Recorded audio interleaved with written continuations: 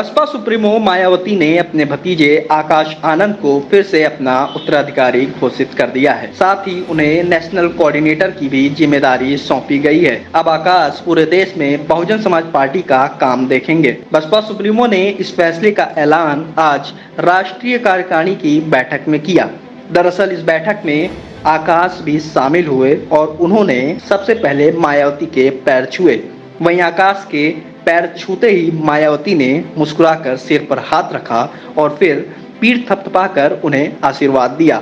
बता दें कि लोकसभा चुनाव से पहले भी बसपा सुप्रीमो ने आकाश आनंद को अपना उत्तराधिकारी घोषित करते हुए पार्टी का नेशनल कोऑर्डिनेटर बनाया था।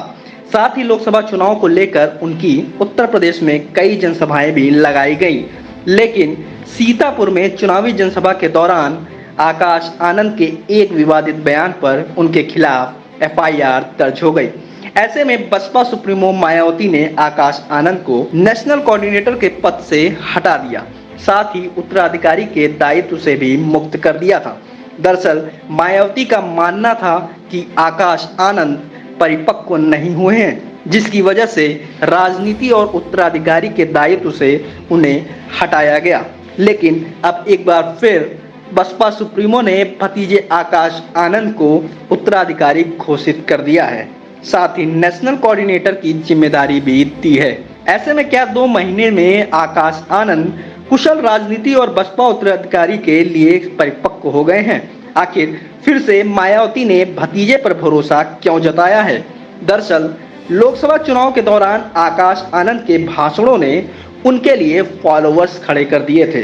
वहीं हार की समीक्षा के दौरान कई पदाधिकारियों ने आकाश आनंद की वापसी को लेकर बसपा सुप्रीमो से इच्छा जताई थी। इसके बाद बसपा ने आकाश आनंद को पंजाब और उत्तराखंड उपचुनाव में स्टार प्रचारक बनाकर संकेत दे दिया था कि उनकी वापसी हो रही है। वहीं आज राष्ट्रीय कार्यकारिणी बैठक में मायावती ने एक बार फिर से आकाश की वापसी का ऐलान कर दिया है। देखिए बहन जी ने फैसला यही लिया है कि हमेशा वो अकेले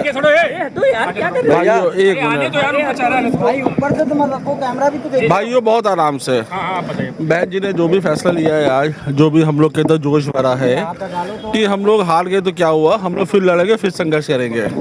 और रही बात चुनाव लड़ने की, हमेशा ये हम लोग अकेले चुनाव लड़ेंगे, माननीय बहन जी ने बोला हुआ है और हम लोग जीतेंगे। 27 सबकी हमारा होगा। आकाश आनंद जी को लेकर कोई फैसला किया गया है क्या? आकाश जी की वापसी हो चुकी है। आकाश जी नेशनल कोऑर्डिनेटर बनाए जा चुके हैं। उत्तराधिकारी भी बहन जी ने घोषित कर दिया है। आप तक अभी प्रेस में वो चीज़ें आ जाएंगे। ऐसा जी क्या कुछ सदस्यता को लेकर नए सिरे से कोई समीक्षा की गई है? नहीं, समीक्षा की जाएगी पूरे हिंदुस्तान में समीक्षा की जाएगी। क्या हुआ है, कैसे हुआ, क्यों हुआ है ये, और आगे ऐसा नहीं होना चाहिए।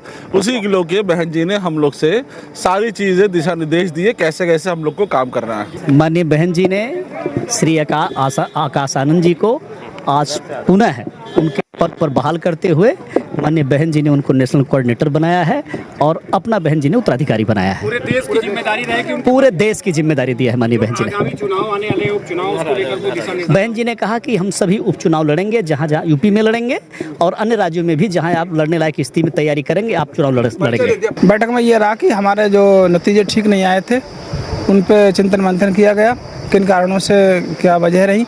आगे आने वाले जो भी हमारा चुनाव आएंगे 2027 की पूर्ण बहुमत की सरकार बनाएंगे, ऐसी रणनीति हम लोगों ने तैयार की है। नहीं, वो हमारे युवा नेता हैं और माननीय बहन जी ने उनको पूरे देश की जिम्मेदारी दी है और उनके नेतृत्व में हम सब लोग काम करेंगे और निश्चित रूप से जिस चुनाव में हम खड़े होंगे सारे चुनाव जीतेंगे। ब्यूरो रिपोर्ट, अमृत विचार, लखनऊ।